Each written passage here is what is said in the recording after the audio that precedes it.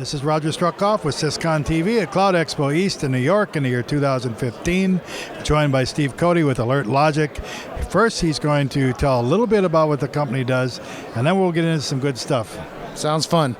So Alert Logic is a managed security service provider that basically deploys technologies, but we support those technologies with the people and process behind it. So we have a 24/7 security operations center that is monitoring security events and incidents that are generated from our customer environments. Now we're deployed on premises as well as on the cloud and also managed hosted environments.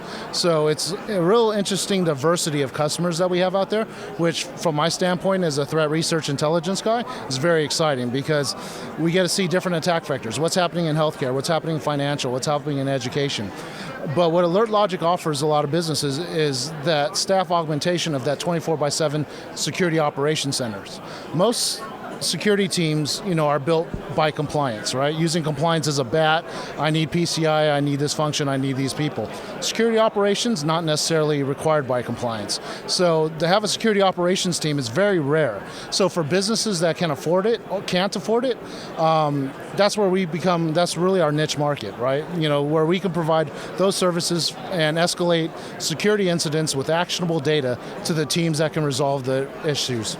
So here's the thing with compliance is that if it's a government mandated thing, especially in response to yesterday's problems, and that's great. Yeah. I think there's new threats emerging all the time. If you want to talk a little bit about maybe some of the, shall we say, interesting sorts of things that are happening now that didn't happen before. And also, I'm interested in as far as threats to businesses, how much of it is vandalism, how much of it is really trying to steal customer data for gain, how much of it is trying to steal intellectual property, and then the fourth big one is to what degree do you know, and can you talk about what governments are doing to one another? Yeah, that's a really tricky question right there. Let's start with the easy one. So some of the hacking groups out there, so like you have the Syrian Electronic Army, right? Those guys have been out there hitting a lot of social media, hitting news media, CNN, New York Times, Washington Post. But what's interesting about these guys is they're not where they're at today, but what their roots were. So several years ago, these guys started off as a Syrian computer club. Bunch of computer enthusiasts meet up on the weekend, talk about code, new hardware, things like that. But then the political uprising started. Then they started like defacing opposition websites. Then they went after Al Jazeera. Then they targeted, like I said, CNN, New York Times, Washington Post. Then they went after a DNS registrar in Australia to hijack ownership of those names. Then they went and targeted Microsoft. And then most recently, they just hit the army.mil just a couple of days ago, or yesterday. So pretty soon it's going to get serious.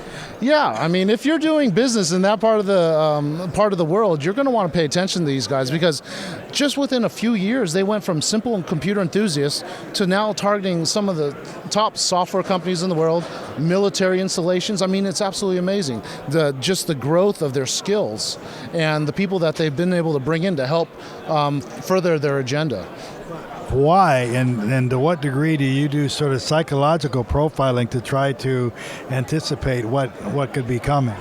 That's always tough. I mean, that's the crystal ball that everybody's looking for, and it's not out there. But what you have is you have security teams, research guys, threat intelligence people, analysts that are going out there, and they're looking for those new and emerging threats. They're looking for those new hacking groups that are emerging and wanting to target certain industries.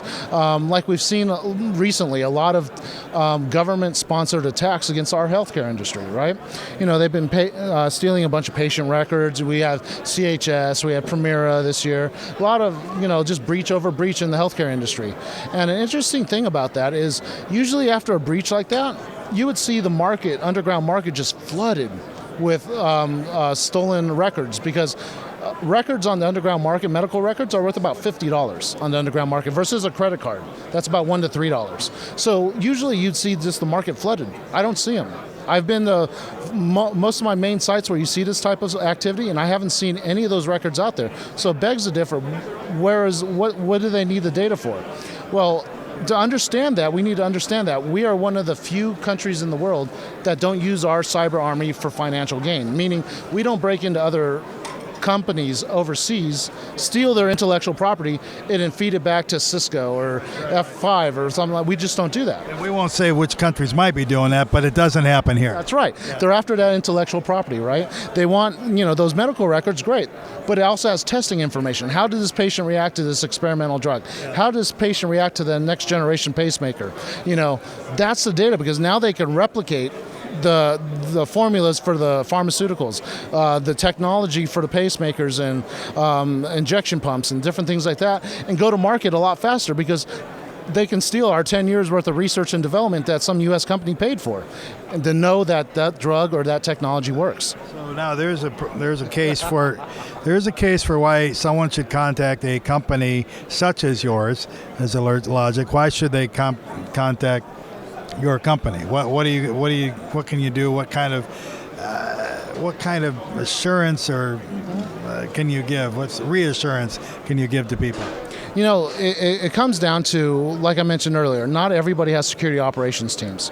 I mean, like we're here at a conference, right? There's technology all around us, and the technology is great, but it's the people and process behind this technology that make it work. And I've been in the industry since '93, and I've seen so many companies throw money at technology, bring in the technology, think it's going to solve the problem, but they never man it appropriately. They never give the proper people and process to make that technology actually work the way it's supposed to. And I mean, that is probably one of the key things that we offer. Is we have a 24/7 security operations center. We have a threat research team, threat content team, threat intelligence team that are out there looking for those new emerging threats.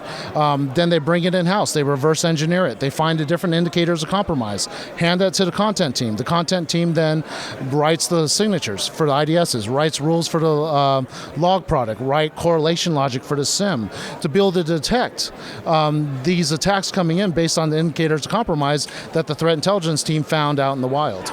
So quick yes or no question, is the level of threats going to go down? No. That's what I thought. And so, and your URL, how should companies contact you? We're at alertlogic.com. We're at Twitter at alertlogic. It's pretty simple, alertlogic.com. We've been sitting here for a few minutes with Steve Coty from Alert Logic. Thank you much for joining us. Everything you need to know about. If you don't, just because you're not paranoid doesn't mean they're not out to get you. There are threats out there. Don't be innocent. Don't be foolish. Do something. Thank you for joining us. Thank you for watching. For Syscon TV, this is Roger Struckoff.